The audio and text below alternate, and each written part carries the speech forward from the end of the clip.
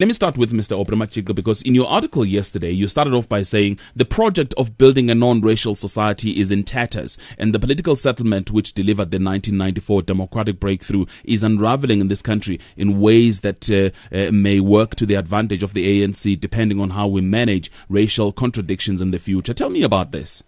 Well, let me start with how I got to that point. Yeah. Because as you know, Perpetua, I've been arguing both on radio and in my column for some time now, that South Africa is in a bad space as far as race relations are concerned. So I got to that point yesterday because my feeling is that this work of art, the spear, has a multiplicity of meanings beyond what was intended by the artist Brett Murray. Because it has a multiplicity of meanings, we must accept that one of the things that lend meaning to this work of art is our history and current reality of racial contradiction. And having said that, it's therefore unavoidable, and we therefore should not be surprised, that given our history of racial contradiction of more than 300 years, those racial contradictions are not going to be resolved in a space of 18 years. Now, the contradiction occurs amongst other reasons because those who are a numerical minority have, because of colonialism and apartheid, become a cultural majority. And one of the things that gives meaning to this work of art is the perception that the cultural majority is trying to impose its ways of seeing and its worldview on the numerical majority. Of course, what that means is that some conflict is unavoidable, and two things are going to happen. There are those who are going to opportunistically exploit our racial contradictions, and there are those who genuinely will call upon us to deal with the race issue with care and do so carefully, because we have a common destiny and a common future in the manner in which we deal with the race question. As we have seen in debates about the spear, lies the possibility that this common future is either going to be ugly or beautiful, depending on what we do and say. How far have we, or rather, how have we dealt with this question so far? Well, if the spear and the debate around it is anything to go by, we are not a non-racial society. We are not a rainbow nation. We are a nation coming into being.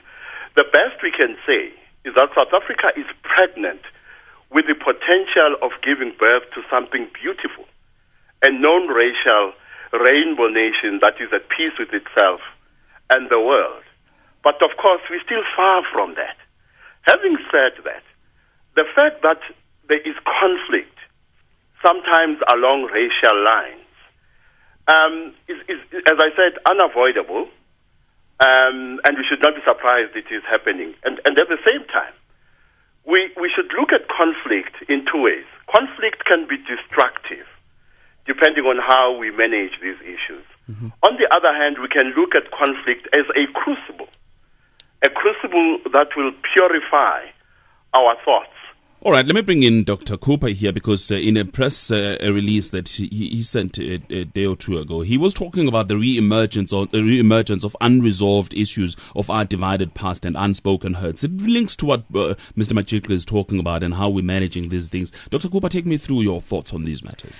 Yes, I think that the biggest issue this country has faced historically has been our racial cleavage. And that issue, as Aubrey is pointing out, has not been dealt with effectively.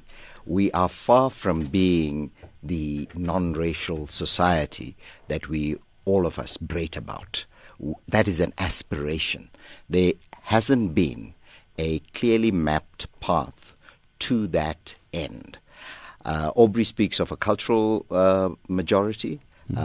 I would take it a little further and say they've been an economic majority historically, And since 1996, effectively, when our new constitutional dispensation came into being in its current form, they have been a constitutional majority, taking advantage of our legal processes as a result of the fruits of freedom that have been fought for by the liberation movement and the institution of a constitutional democracy. So in many ways, their political role has become one of where it ought to be, and that's a minority. As a group, they are in a majority culturally, economically, and constitutionally in our country. So this inequality is going to play itself out in various forms over time, unless we really come to the situation of having a national compact, a compact that involves leaders across the spectrum in all spheres: political, economic, cultural, legal, social, professional, to understand that we have a fragile democracy. Sure. But Dr. Cooper, somebody listening is going to ask is going to ask him or herself, how does this concept of cultural majority or economic majority relate to the issue of the spear?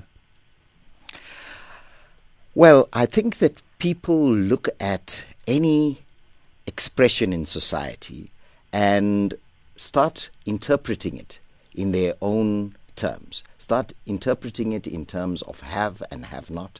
Start interpreting it in terms of their own particular memories of the past and their frustrations in the present. So you will get people who are frustrated with the ruling party right now who happen to be black, who will see in this freedom of expression, etc.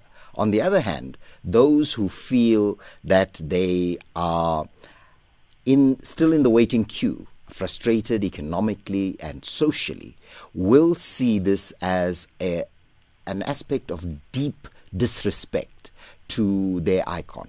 The president is looked upon, whether many of us like it or not, in a very respectful way by the majority of South Africans.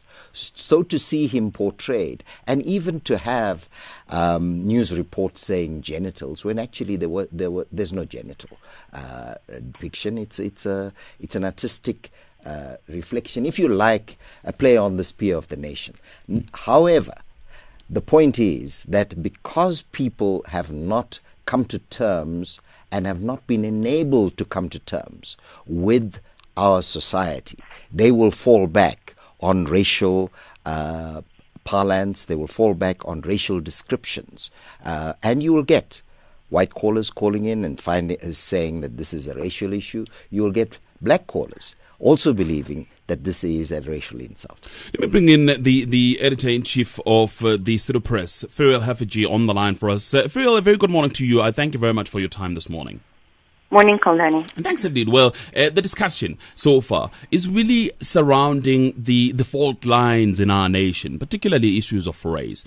Was it possible for you, before you published this, to have thought that this was likely to be the outcome? Absolutely not at all. And I guess that has caused me to understand myself as a very urban person who had no clue that it would result, that the publication thereof would result in such a national debate and such a national fight. But you see, that's a very interesting point, because does it then mean that in the media, middle class, for instance, not so much in touch with the people's feelings about some of the things that we publish? Well, I don't think there is such a thing as the people or the nation or one African culture. And if you're asking me whether I feel like I'm out of touch and I made the wrong decision, no. I think if we hadn't done it, we wouldn't be having this extremely important debate that we are. What for me has been valuable personally is the journey that I've walked, the understandings I've come to, and the lessons that have. I still see so many people stuck in absolutely dogmatic positions, and it's been for me an extremely good, if on occasion painful, learning curve. Let's go through that process of learning then. What would you say you, together with the City Press and perhaps all of us in the media, have learned out of this? I think Justice Malala perhaps did us the greatest service, and I think our analysts and columnists have done very well here to say that what started out as a pure clash between freedom of expression and human dignity actually evolved into a much deeper look at how very paper-thin our national human dignity is, at how the pains of apartheid, even of colonialism, its indignities and the harm it's caused to psyches and to human beings still sits so very close to the surface of things that it takes one painting and a difficult year, if you look at what F.W. de Klerk said at the refugee comments, where black people still feel pretty emaciated in a country where they are in the majority. Let's go to Mike in Newlands. Hello, Mike. Good morning, Slotty. Yeah, hi. Thanks very much for taking my call. Nice to chat to you again. I just want to take us all back to the beginning. Yeah. This exhibition is called Hail to the Thief. It is really, what we're doing here is we're reading in too much into really what was just an exhibition, highlighting the fact that we live under the most corrupt government that we've ever had. And, really what the ANC has done, and very successfully, by the way, they've simply taken an exhibition which has highlighted the frustration of an artist who, by the way, has excellent activist credentials. He's an anti-apartheid ex-ANC member, a member of the End Conscription campaigner, which I was a member. He has fought at apartheid all his life. He, like just many millions of non-racist South Africans, has done an exhibition which has highlighted the massive corruption. The ANC has played this dangerous race card. Everybody on your panel is missing the point. Your callers are all very upset and everybody's getting hot under the collar. But the fact of the matter is, it was just a simple exhibition highlighting the fact that there's so much corruption in this country. And you know what worries me most is that I see the ANC is playing a card here, and I haven't quite figured it out. We've got the secrecy bill coming up and a lot of anti-press going around. I think the ANC is trying to rally under this thing, and I think that they are going to try, and sooner or later we're going to wake up and find that, there's 11.5 million children living in poverty and starvation in this country. Okay, Mike in Newlands, I've got to move on. There is also Rashid. Rashid Gallant is with the Freedom of Expression Institute, co-director. Good morning to you, Rashid. Morning. Thanks. Your point, please. I think it's just important now for us. I mean, given that there has been an apology given on both sides. Well, I mean, from the gallery and from the city press. I think what's important now is for the ANC actually to drop its court challenge to have the painting banned. I think the apologies on both sides doesn't mean a rollback of our freedom of expression rights. I think it would be very alarmist to claim that it does.